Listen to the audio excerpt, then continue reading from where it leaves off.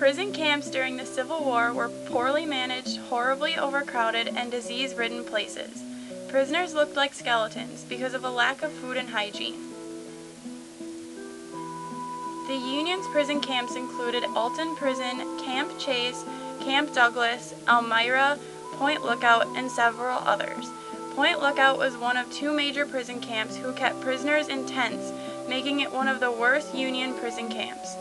At Elmira, 1/4 of the 12,123 Confederate prisoners sent there died. Many prisoners had to sleep outside. The Confederate States had awful prison camps as well. Some of these consist of Andersonville, Belle Isle, Cahaba Prison, and Camp Ford. One of these camps was meant to hold 2,000 prisoners and was holding 10,000. Andersonville existed for over a year, and over 45,000 Union troops were imprisoned there.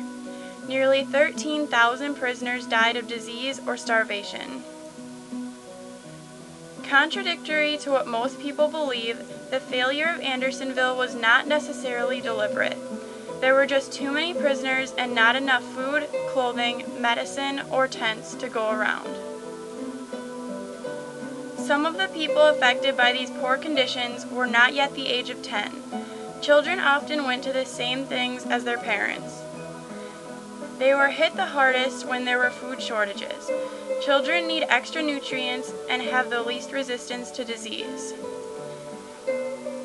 They also did not deal well with exposure to violence, so they were affected emotionally for the rest of their lives. Some children fought on the battlefields, while others served as scouts or nurses. 5% of soldiers were under 18, and some were as young as 10.